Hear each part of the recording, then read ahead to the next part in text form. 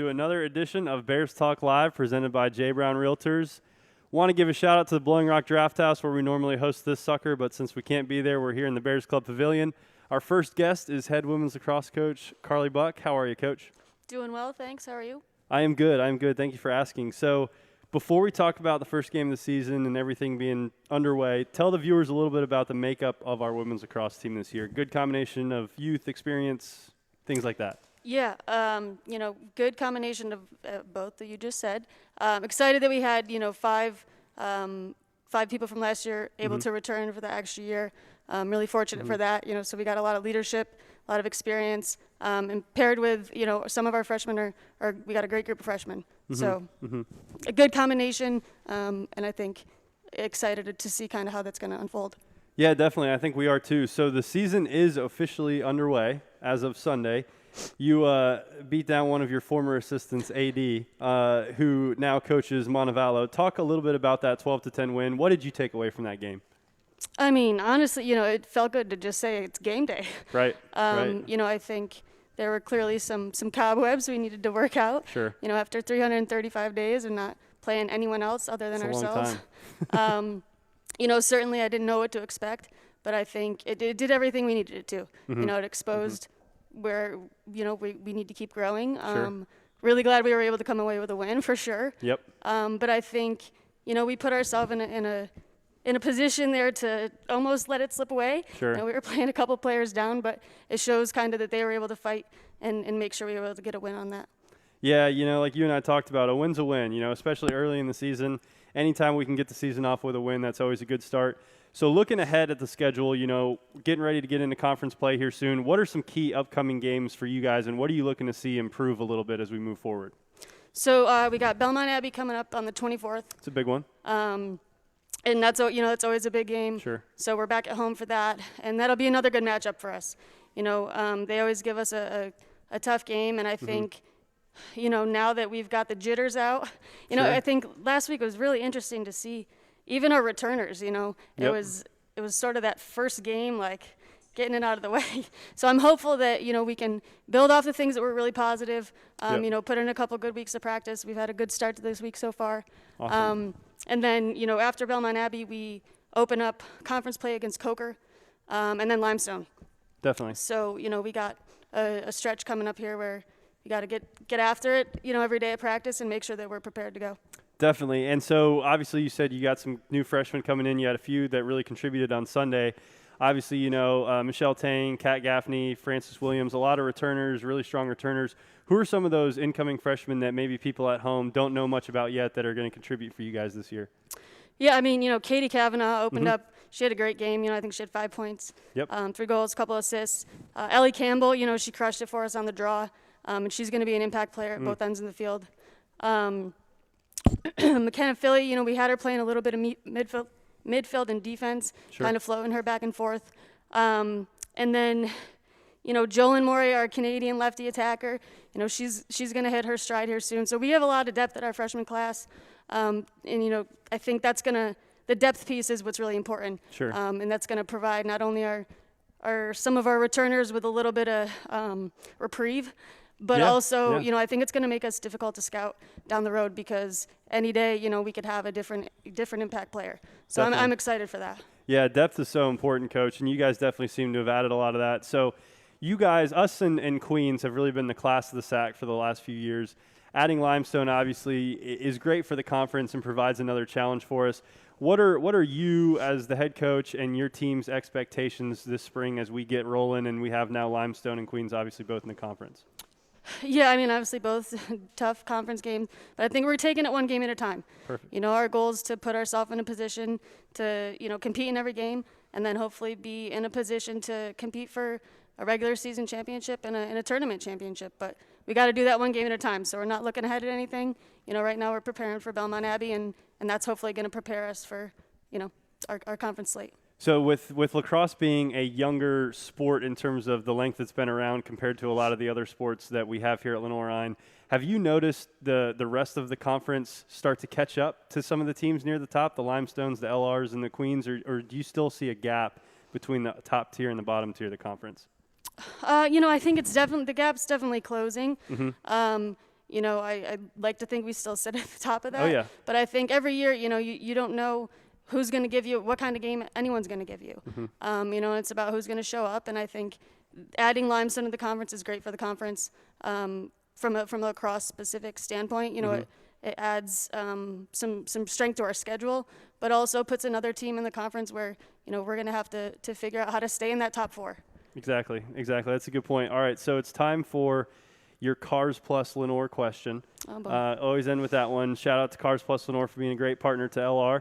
So, Coach Buck, do you know how to drive a stick shift? I do. Wow, really? Have you ever owned a stick shift? You sound surprised. I am a little surprised. Well, I am. Have you ever owned one? I have not. Okay. Well, still, that's impressive. Very impressive. Did you want to get me one? And it's time for Did I win a car? It's time for us to take a quick break here on the. No, we appreciate it, Coach Buck. We are going to take a quick break. Come back with head women's soccer coach Gary Higgins right after a word from one of our sponsors. What does unlimited mean to you? At Carolina West Wireless, it means unlimited media, unlimited fun, and unlimited access to our nationwide high-speed network. Sign up today for an unlimited data plan and pay just $35 per month per line for 4 lines. And we'll include hotspot and big-time savings on a new smartphone. Take $350 off the revolutionary new Samsung Galaxy S20 and get more out of your unlimited. Expect more, get more. Only from Carolina West Wireless.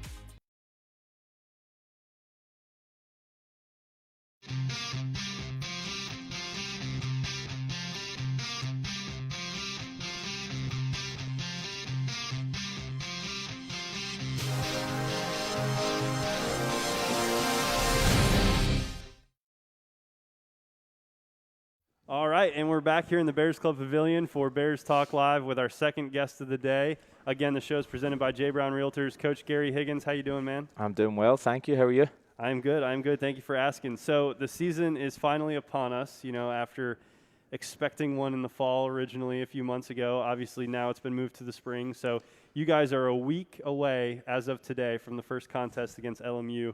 How excited are the girls to be back out there competing against someone else? Oh, they're extremely excited. It's been a long time coming, like you said.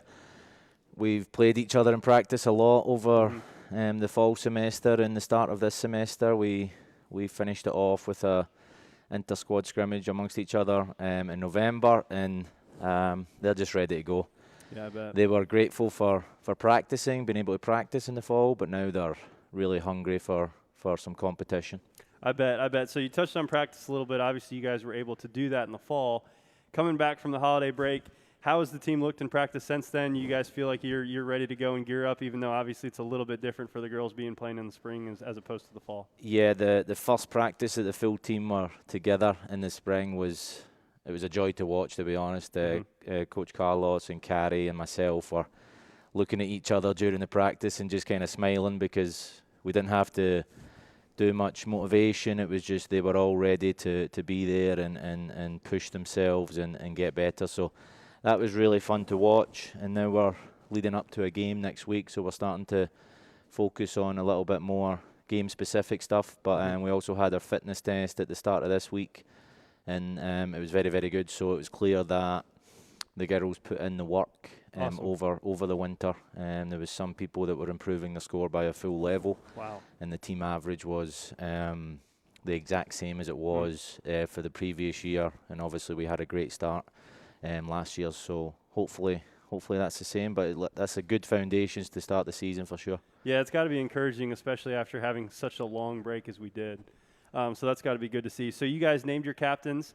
Do you want to talk a little bit about the captains and the impact they have on the team, and maybe some other names for people at home to know as we get the season started? Yeah, definitely. So the 3 captains that got chosen, so Alicia Cruz. Alicia's a senior from Bournemouth, England. She's had a great career. She had a kind of breakout year last year where finally her potential was fulfilled, and we're really proud of her. But it was unanimous. She got the most ever votes from the team to be captain, so that was great to see. Hopefully she enjoys that responsibility and really imposes herself in the games. Grayson Cameron is a transfer goalkeeper from NC State. She's a local girl. Her house is literally about 500 yards away from this building. Very cool. She grew up in Hickory, so she's just a natural leader. She's obviously had a good soccer career, but you can just see when her in practice that she's commanding. She's got a great presence, and she's always giving constructive advice to her teammates and really helping them in different situations. And that's what Coach Carlos has been the goalkeeper coach. That's what he wants to see in his goalkeepers is that presence and that leadership back there to make the team look good in a defensive standpoint. So, and then Maddie Kyle. Maddie is a senior. She's a graduate student. She's finishing up her master's in nursing. So she's balancing a lot. She's she's doing her clinicals, her classes, her practice, and again the girls voted for her, and she's had a career, and hopefully she finishes off her career in a positive way as a captain and brings us some success. Definitely. No, you got a great group of young women on your team, and especially those three leaders. They really stand out. So excited for them, excited for you guys. Obviously, you and I have talked about this in person. It's a tough conference, the SAC top to bottom.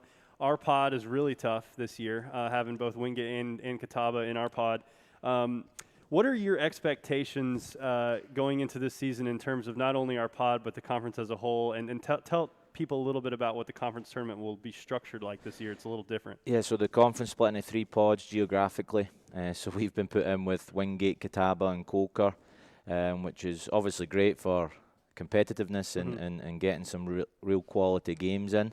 But only one of those teams from that pod is going to guarantee themselves a spot in the 4-team conference tournament. So one team from each pod qualifies, and then the best runner-up, depending on some criteria that Jack and I just got sent from the conference office. So it'll be like goal differential if it's a tie break, it'll be goal differential, goals scored, goals conceded, things like that. So every game's going to count. And again, that's what the girls want. They want something to compete for in this shortened season. And yeah, we're just excited to get going. Hopefully, we're expecting some bumps along the road, but hopefully we can tackle those that bits of adversity and just tackle them head on and hopefully have a positive spring semester. How tough is it to be jumping with every game being absolutely important this year, with it only being 4 teams in the conference tournament? How hard is it to be jumping right into that? For you guys, there's no exhibition and there's no non-conference games before you're right in the heart of the schedule where every game matters. Yeah, so we're going to have to get the reins on our girls a little bit in terms of you want to be intense, you want to impose yourself on these games, but you have to conserve energy at the right times. You have to be composed in the right times, and that's part of the roles and responsibility of the coaching staff. But then we talked about the leaders who have experienced these types of games before. So not only those 3 captains, but a lot of the other seniors who have got big personalities too, that they're going to have to use their experience and help these players understand, yes, you want to be intense and push yourself in these situations, but you have to manage the games appropriately and make sure that you're giving yourself the best chance to win that game. Absolutely. So something I asked football about last week when we did our signing day special, but I think it's interesting to hear from you, and I'll ask Jack this as well, but you guys normally play in the fall, just like football. You guys are playing now in the spring, which is normally when you guys are doing a heavy bulk of your recruiting, and you guys recruit some international kids. I know more so on the men's side than the women's side, but how much of a challenge has that been to balance recruiting along with preparing for a season and then also not really being able to travel as much as you guys are used to? Yeah, Carrie and I were talking about this the other day. It's actually been quite strange that there's almost been more players available. I don't know if it's because some other schools are more seniors are coming back and there's a backup that way, but we've had a lot of players very interested now. There is some limitations. Obviously, we can't have them come in and practice with the team, which we normally do. We love to see them in that environment.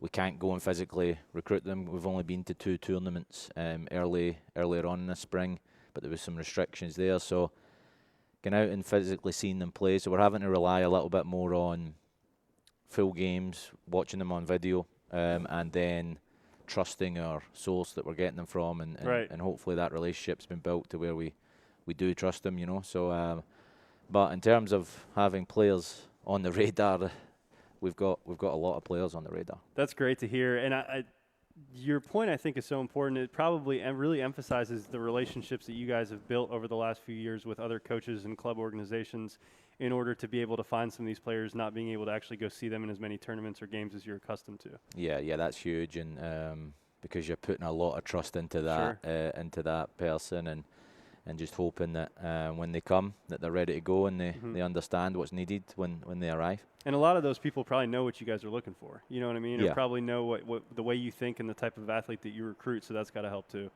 Definitely. All right, time for your Cars Plus Lenore question. You know what it's going to be, but be honest with us here. Coach Higgins, do you know how to drive a stick shift? We grew up, like, it's very rare to have automatic cars Really? in the UK, so we grew up when we were doing our driving lessons. It's very, very difficult. You have to do about 15 to 20 driving lessons before you sit your test. So we grew up driving stick shifts, so we are very, very comfortable. Dang, us Americans are spoiled, aren't we? Yeah, it's all right. That's what you were trying to say. I get it, Coach. I get it.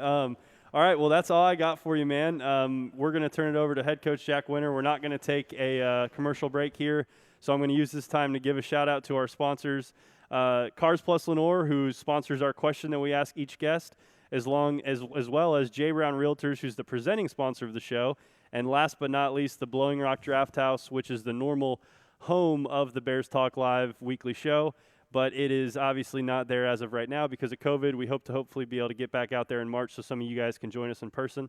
But now during my transition that I've done my shout-outs, we have head men's soccer coach Jack Winter joining us here on the program. Coach Winter, how you doing, man? Good, thanks. How are you? Good. No jokes today. I promised you. Yeah. I promised you that. And Josh and Carlos never sent me any, so kind of disappointed with them for not doing that. It's all right. For the next time, we got it. So the season for you guys kicks off in 2 days with an exhibition match against Limestone. Talk a little bit about the makeup of y'all's schedule. It's a little bit different than women's soccer as you guys are doing a couple exhibitions. Talk about how that is for you guys this spring and how different it is from what you're normally accustomed to in the fall. Yeah, so we start off with Limestone at home and then LMU the following Thursday at home as well. So two very strong opponents to start off our schedule. They will be exhibition games, and then we'll get straight into our pod conference play like Gary spoke about earlier. Sure. The main difference between the spring and the fall in terms of what's been traditional in years gone past outside of a pandemic is, we've had 2 weeks to prepare for a season in August before we start playing. And sometimes that's with a new group of players. It can be up to 15 players that you recruit in one recruiting class sometimes, and it's an almost impossible task to get them ready to perform as a team before that first game. And this year we've had 3.5 months. So we've had 3.5 months of them getting to know one another, getting to used to everything within the campus, the community, the culture of the squad, their roles and responsibilities within our game model. So we're in a good position, I think. Yeah, that's a really good way to look at it, I think, Coach, is not as a negative in the fact that you guys didn't play when you're used to, and obviously now it's butting up against a big recruiting period for you guys. But, in the positive outlook, they've had all this time to prepare. You guys have had time to get them ready. At the same token, so has everybody else in our conference. So everyone's kind of in the same boat, but I know you guys have a lot of new pieces you're trying to intertwine with some returners. Talk a little bit about the makeup of your team and your roster in terms of experience, youth, and maybe some names for you guys that'll stand out this year that people at home can keep an eye on. Yeah, so we had to add a bit of experience and maturity to our squad. That was something we were lacking in 2019. We've got a lot of talented young players, but we needed a lot more in terms of composure and game management and understanding of the competitive nature of the game. So we brought that in this year. We've got an additional 5 graduate students this year. Okay. So we've got a very solid back line. Defensively, we'll be very strong. Brand new goalkeeper, a couple of new forwards, and some very good midfielders as well. It sounds like we're a very good team. Yeah. Hey, I'm excited, man. I'm excited just listening. No, that maturity was massive for us, and it's going to pay dividends, especially when you see us play, I'm sure. But I think if you want names, I would look out for our goalkeeper, Juan Basabi. Okay. Danny Fernandez, our central centre-back. Sure. Obviously, our returners, Ollie and Diego, will be in that centre-back position as well. And then, the regular names that you see on the advertising boards around campus, Carles, Victor, very, very strong players, very competent football players. And then our 2 new forwards. We'll see if they can score some goals. Yeah, definitely. Great group of young men, too. So Do you think a lot of people, that are in the college athletics world in general, especially in D2, think that, playing in the spring as opposed to playing in the fall is something that's going to be a big difference? Do you think that these 18 to 22-year-olds even notice that difference? Do you think it's going to have any impact on the level of play that we see this spring as compared to playing in the fall? No. I don't think so either. It will in terms of how well the players have understood the game model that they've been taught over the last 3.5 months. Gotcha. Like I said before, having that 10 to 14 days before you start your official first game of the year in August is a challenge. And I think they'll have a better understanding of their roles and responsibilities. They will have better relationships within the team, a better understanding of what they're going to face. So they should be better prepared. Right. So I asked this a little bit differently to Gary, but how important is it to have the team have a sense of urgency every single time they go out there, considering while you guys have 2 exhibitions, that right after that you are in the meat of your schedule and you're competing for only 4 spots in the conference tournament? Yeah. It's one of the most challenging things about competitive sport is, getting a group of people to play at a certain level of intensity every single week, as if their lives depended on it. And sure. So we can't look too far down the line. The old cliche of take it one game at a time is very, very important, especially in our condensed schedule where, if you don't make that first place spot, you're not playing in the conference tournament. So yeah, every game is very, very important, but in the same vein, you have to approach it in exactly the same way. We can't look up ahead to the games like Wingate away, which everyone gets very excited about. I know you do. Absolutely. And it's part of your job. Absolutely. to advertise that to the whole community. Yep. Which is sometimes negative for our players. Understood. But yeah, like Gary said, every game is going to be huge this year. Yeah, definitely, and especially on the men's side, the conference is stacked. I mean, it's tough top to bottom. You can't, not that you could anyways, but you really can't afford to take a night off this year. What's the attitude that you and the team have going into this year, and what maybe internally now becoming externally are y'all's expectations or feelings as a group for what you guys want to achieve? Yeah, I think it's the same every year, regardless of whether it's a spring pandemic year or a regular full season. Awesome. We're competing to win conference championships, and when it gets round to national tournament time, we'll do the same thing. Love it. So that's our main goal, and we take it every game at a time. But the boys are here, they're recruited here, and they stay here because they want to win conference championships, and they want to compete for national trophies. So that's our aim. Oh, absolutely. I love it, Coach. So I asked Gary a little bit about this as well, but for you guys being really international heavy, how has recruiting been on y'all's side? I mean, international recruiting already has its challenges, but now throwing a season into the mix and the inability to really travel and have as many tournaments, a lot of places aren't even playing or didn't play in the fall. How's that been for you guys and your staff? Yeah, I think Gary summed it up really well in his answer of the difficulties and challenges of not being able to go and see players live in the international countries where we usually recruit. But we were very fortunate in that we didn't have to replace too many players last year. So we only have to add another 2 to our roster this year, which is great, which isn't, regular for a typical recruitment class. So we're very fortunate in that respect. I also think, like Gary said, the job market internationally, amidst the global pandemic, is obviously very difficult right now. And I think a lot of young people coming out of higher education are looking to develop their skills further. So that might mean going to graduate school or starting their degree rather than going straight into the job market. So there is a lot of talented student athletes who are willing to come over here still. That's exciting. Yeah, that's very exciting. So you know what the Cars Plus Lenoir question is, and I know your answer already because it sounds like it's a requirement to be able to drive a stick shift overseas. So I'm going to turn it around on you. Do you think that I know how to drive a stick shift? No. That hurts. Yeah. That hurts. It's half true. I know how to drive a motorcycle, which is technically stick shift, but I don't think I do with a car. Okay. So you're half right, half wrong. All right. Well, thank you, Coach Winter. I appreciate that. That was our Cars Plus question. We're going to take a quick commercial break and come back with head baseball coach Chris Ramirez. Paramount Kia in Hickory. We want to see you driving a new Kia or, hey, a quality pre-owned Kia. We've got a huge selection of new and pre-owned Kias. You got to get to Paramount Kia in Hickory, Highway 70, ParamountKia.com.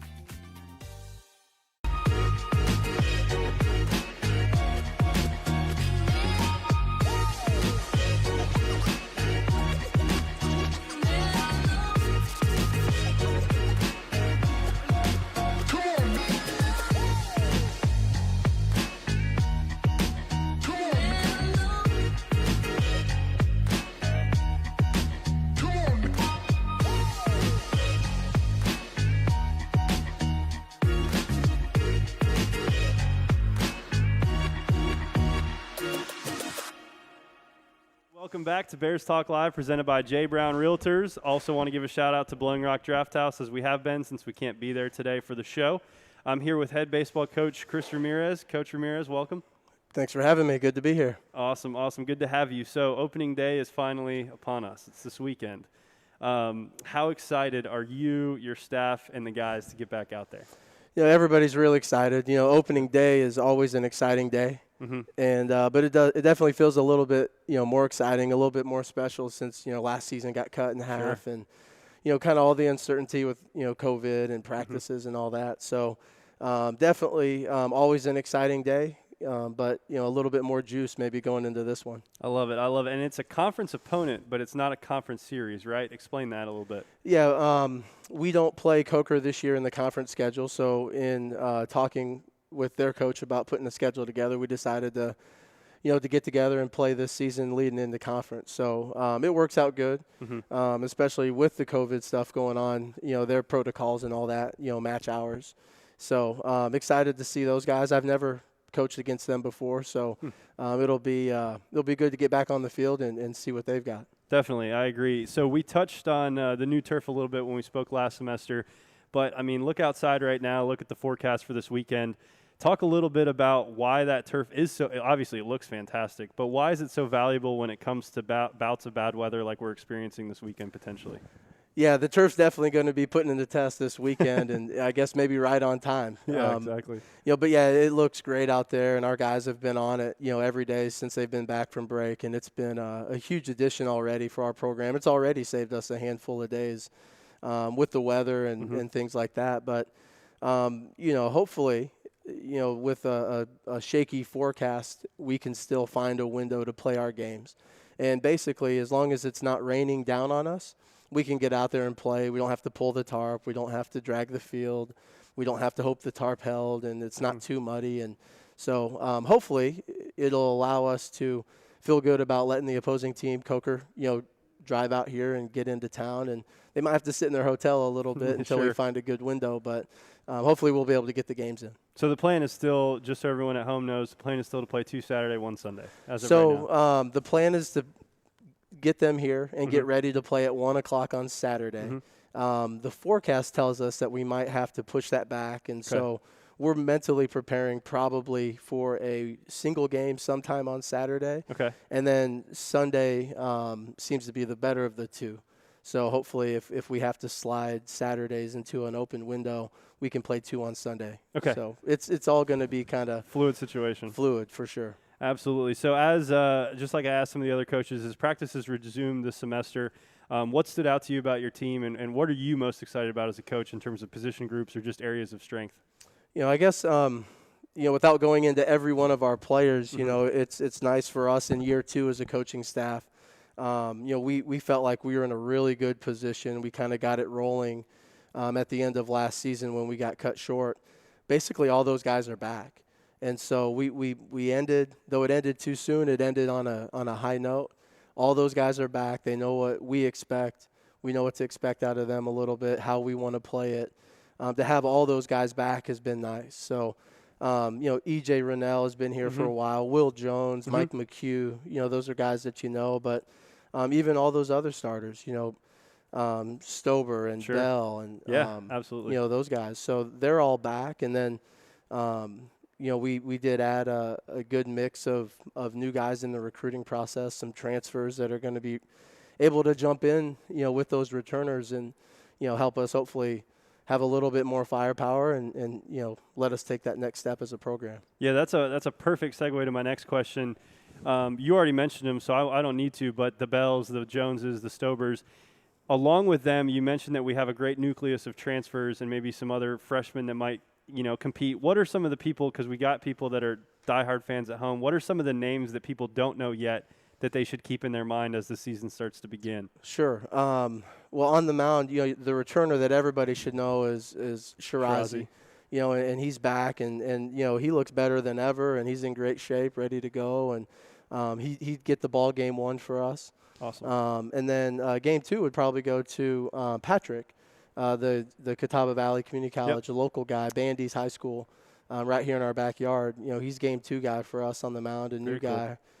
He's looked really good. Game 3 would probably be Lanham, who was a transfer last year for us, but he was here. We used him more out of the bullpen last year. Gotcha. He's jumped into the rotation for us, but offensively, we had a Western Illinois transfer, Drew Galassi. He was an All-American at Western Illinois. He's a center fielder, left-handed hitter, extremely talented. Mackey, first base. Yep. He was at Eastern Illinois. He's a Yep. Florida kid originally, but man, he can really hit. He's as professional of a approach human being that we have in our program. Nick Clarno was a transfer from North Georgia. That he hit in the middle of their lineup. They're a top 20 team, and he's a catcher, third base. He's a good offensive player, and so those are just a few of the guys. There's a handful of Sure. others, but we could be here all day. Yeah, right. So you came most recently from Illinois Springfield, which obviously is in Illinois. Were those connections very important in getting the guy from Eastern Illinois and the guy from Western Illinois that are two guys that are going to step in right away and make a huge difference? Kind of. Okay. Everything connects one way or another. One of my assistants is from Western Illinois and actually coached Galassi, so he knew him. But then those guys knew of Illinois Springfield, and even some of my former players at Springfield played with these guys in the summer and things like that. So there's always a couple ways to connect, and the transfer portal is such a big thing now in the recruiting process, and so whenever you see a name pop up as a possible transfer, you hear about somebody, one of the first things you ask is, do we have a connection to them? And you always try to find a way to connect and get that relationship started right away. Awesome. I always find that interesting, depending on what the connections are, but you've got a great staff underneath you, so that sounds about right. So the SAC is always a very strong baseball conference. We're in a area that gets great weather for baseball. A lot of good talent in this area from the high school level or from transfers. So you guys are projected 6th the beginning of the year in the SAC standings. What are you, Coach Skanecki, and the rest of the staff, along with the team's expectations for this season, and what are your goals as well? We talked about that a little bit with our team at the beginning of this week, and our approach is to go out there and win every single time we step onto the field. So we don't ever walk onto the field and expect to lose that game, and I think we've got the type of team and the type of players and the type of coaching staff that I think every time we go out there we have a chance to win. So I guess that's 40-0. Yeah, there you go. We're going to take a 40-0 mentality. This is live, so that's Yep. guaranteed. I like it. Yeah, so that's the plan right now. Until that gets adjusted, then I guess it would be 39-1. There you go. That's a good attitude to have. I love it. I think we're all really excited to watch you guys play. Your first full season at the helm with last season getting cut short. So we're very excited about that. I think everyone at home is as well. So, Coach, since you're not from Europe, I'm going to ask you the Cars Plus Lenore question. Do you know how to drive a stick shift? I do, and it's not because I've had one or grew up with a stick shift. One of my many, side jobs as a young assistant coach 10 years ago was working at a golf course, and so a lot of times you got to learn to use the golf course machines in the old truck, and Sure. so I can do it. I would not choose to do it, but I do have a basic understanding of the stick shift. So. Very good. You might stall out once or twice, but Yeah, I might make it jump on us a little, but yeah, that's okay. That's okay. Side note, fun fact: Coach actually can hit a golf ball a mile too. By the way. Well, and Bessie here came out to the cages in the fall, and you got some swings in, and Yeah. you're a baseball guy now. I'm a huge baseball guy now, but that doesn't mean I have a good swing. You got a nice golf swing. You might be more of a 9-hole hitter when it comes to the strength and the distance. Absolutely. I'm the shortstop in the field, though. I can really field a ball. Yeah, no, you're more the crafty right-handed pitcher. Yeah, definitely. I think you're more of the crafty righty. Just bother the batters enough to Just get them out. good command, not a whole Exactly. lot of distance or velocity. Absolutely not. That's not my strength. I got these noodle arms here. But Yeah. Anyways, thank you very much, Coach, for joining us. I'm going to close this out here. We got another Bears Talk next Thursday, same place, same time, 12:30 on Facebook. I want to give a shout-out to Blowing Rock Draft House, again, the normal home of the show, and a shout-out to J. Brown Realtors, our presenting sponsor. Thanks, everybody, for joining us. We'll see you next week, and go Bears.